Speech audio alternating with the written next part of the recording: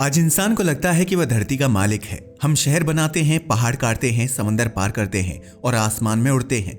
लेकिन ब्रह्मांड के पैमाने पर देखें तो इंसान की कहानी अभी बहुत छोटी है। धरती लगभग 4.5 अरब साल पुरानी है। इंसान को यहाँ आए सिर्फ करीब 3 लाख साल हुए हैं। यानी धरती के पूरे इतिहास को अगर 24 घंटे मान लें तो इंसान आखिरी 1 सेकंड में पैदा हुआ है। और अब सवाल ये है, अगर ब्रह्मांड अरबों साल आगे तक चलेगा तो आने वाले 100 अरब सालों में इंसान का क्या होगा? इस सवाल का जवाब भविष्यवाणी नहीं बल्कि आज के विज्ञान के नियमों से निकाला गया निष्कर्ष है। आज सूरज हमें गर्मी देता है, रोशनी देता है और जीवन चलाता है। लेकिन सूरज कोई मशीन नहीं है, वह एक तारा है और हर तारे का जीवन तय होता है। वैज्ञानिकों को अच्छी तरह पता है कि सूरज हर 1 अरब साल में लगभग 10% ज्यादा चमकीला होता जाता है। इसका मतलब क्या है? इसका मतलब यह है कि धरती पर तापमान धीरे धीरे बढ़ेगा, मौसम अस्थिर होगा, बारिश का संतुलन बिगड़ेगा। यह अचानक नहीं होगा या बहुत धीरे होगा, लेकिन रुकेगा नहीं। आज धरती पर पानी है, हवा है, जीवन है, लेकिन विज्ञान बताता है कि लगभग 1 से 1.5 अरब साल बाद धरती पर हालात बदलने लगेंगे। सूरज की बढ़ती गर्मी से समुद्र का पानी ज्यादा भाप बनेगा, हवा में जलवाष्प बढ़ेगी, धरती और ज्यादा गर्म होने लगेगी। यह एक चक्र होगा जो खुद को तेज करता जाएगा। कुछ अरब साल बाद समुद्र सूखने लगेंगे, पौधे मरने लगेंगे, ऑक्सीजन कम होने लगेगी। यह कोई डराने वाली कहानी नहीं है, यह प्लानेटरी साइंस का सीधा गणित है। यह बात वैज्ञानिक साफ कहते हैं, धरती हमेशा के लिए इंसान का घर नहीं रह सकती। भले ही इंसान कितना भी समझदार हो जाए, भले ही टेक्नोलॉजी कितनी भी आगे बढ़ जाए, धरती को ठंडा रखना संभव नहीं होगा। इसका मतलब यह नहीं है कि इंसान अचानक खत्म हो जाएगा। इसका मतलब यह है कि इंसान को कहीं और जाना ही पड़ेगा। अब सवाल उठता है, अगर धरती छोड़नी पड़े तो जाए कहां?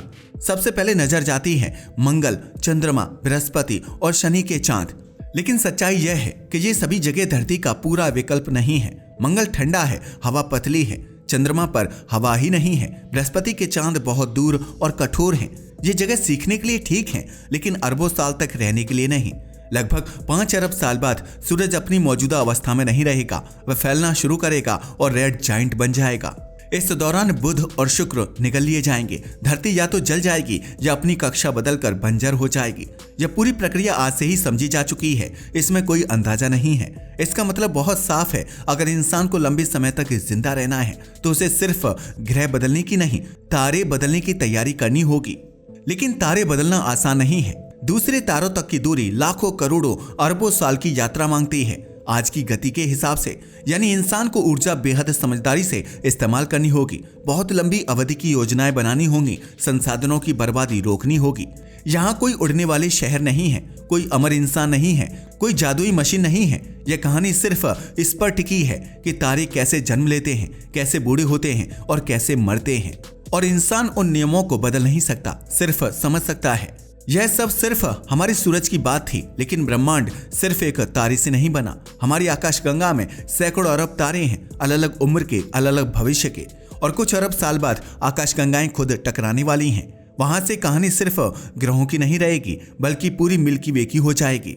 और वहीं से इंसान का भविष्य एक नई मोड़ पर जाएगा। अब तक हमने सिर्फ हमारे सूरज और धरती की बात की थी, लेकिन इंसान का भविष्य सिर्फ एक तारे पर निर्भर नहीं है, क्योंकि हमारा सूरज जिस जगह मौजूद है वह जगह खुद भी स्थिर नहीं है। हम जिस आकाशगंगा में रहते हैं उसे मिल्की वे कहा जाता है। इसमें लगभग 100 अरब तारे हैं और हमारा सूरज उन्हीं में से एक है। लेकिन मिल्की वे अकेली नहीं है। हमारी मिल्की वे के पास ही एक और बड़ी आकाशगंगा है, एंड्रोमेडा गैलेक्सी। वैज्ञानिकों ने मापा है कि एंड्रोमेडा हमारी ओर करीब 110 किलोमीटर प्रति सेकंड की रफ्तार से बढ़ रही है। यह कोई अंदाजा नहीं बल्कि पक्की गणना है। लगभग 4 से 5 अरब साल बाद मिल्की वे और एंड्रोमेडा टकराएंगी। यह सुनकर लगता है कि सब कुछ टूट जाएगा, लेकिन असलियत थोड़ी अलग है। आकाश गंगाओं में तारे बहुत दूर दूर होते हैं, इसलिए तारों की सीधी टक्कर की संभावना बहुत कम है। लेकिन उनकी कक्षाएं यानी कि ऑर्बिट पूरी तरह बदल जाएंगी। इस टक्कर के बाद नई आकाश गंगा बनेगी। वैज्ञानिक इसे कभी कभी मिल्कोमेडा भी कहते हैं। लेकिन जब ये टक्कर होगी तब क्या हमारा सूरज सुरक्षित रहेगा या नहीं? इस सवाल का जवाब सीधा है, पता नहीं। लेकिन वैज्ञानिक ये जरूर जानते हैं कि सूरज की कक्षा बदल सकती है। वह आकाशगंगा के किसी और हिस्से में चला जा सकता है या किसी शांत इलाके से खिसक कर खतरनाक इलाके में पहुंच सकता है। इसका मतलब यह है कि ब्रह्मांडीय किरणें बढ़ सकती हैं, पास के सुपरनोवा का खतरा बढ़ सकता है, यानी इंसान के लिए माहौल और मुश्किल होगा। जब आकाशगंगा की बनावट बदलती है, गैस के बादल हिलते हैं, नए तारे बनते हैं, पुराने तारे मरते हैं। इन प्रक्रियाओं में ज्यादा सुपरनोवा होते हैं, रेडिएशन बढ़ता है, ग्रहों पर जीवन के लिए खतरे बढ़ते हैं। यह सब अचानक नहीं होगा, लेकिन लाखों करोड़ों साल तक चलता रहेगा। यहाँ एक बहुत अहम बात सामने आती है। अब सिर्फ यह काफी नहीं होगा कि इंसान किसी और ग्रह पर चला जाए। अब जरूरी होगा कि वह आकाशगंगा के सुरक्षित हिस्से में रहे। वैज्ञानिक इसे कहते हैं गैलेक्टिक हैबिटेबल जोन, यानी आकाशगंगा का वह इलाका जहां रेडिएशन कम हो, तारे बहुत पास ना हो, सुपरनोवा का खतरा कम हो।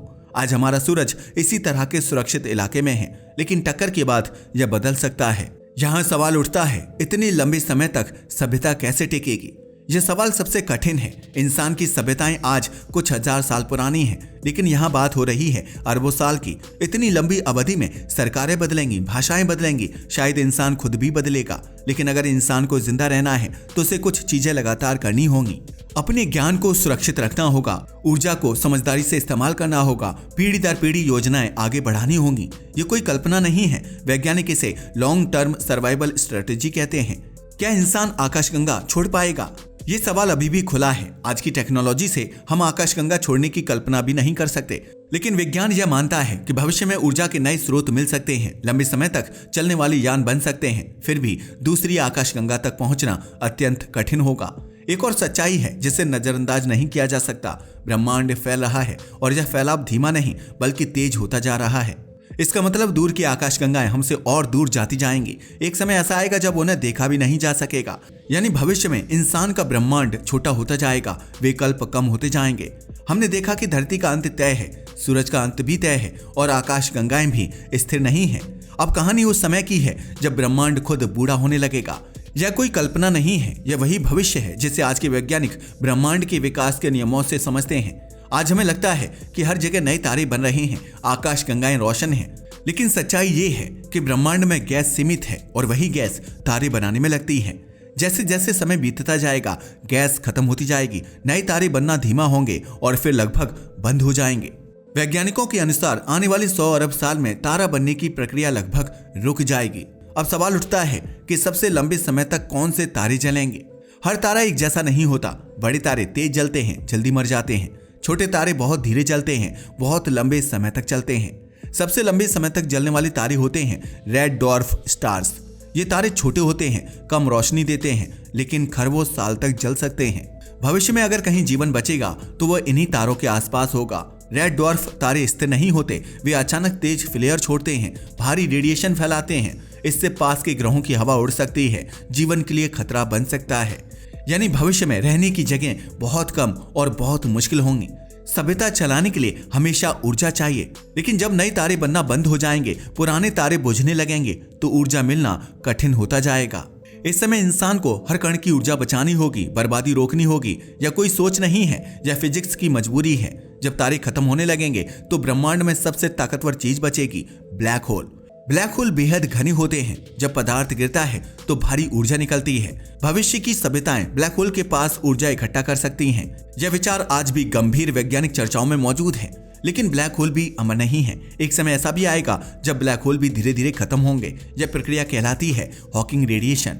इसमें ब्लैक होल बहुत धीरे ऊर्जा खोता है, अरबों खरबों साल में यह पूरी तरह खत्म हो सकता है।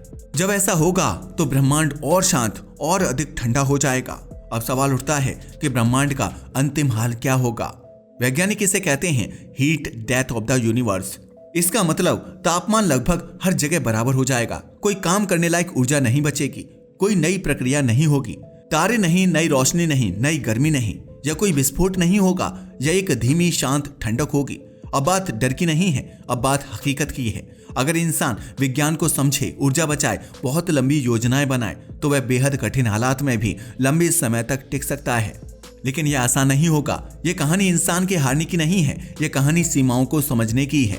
ब्रह्मांड नियमों से चलता है। इंसान उन नियमों को नहीं बदल सकता, लेकिन उनके अंदर रास्ते खोज सकता है।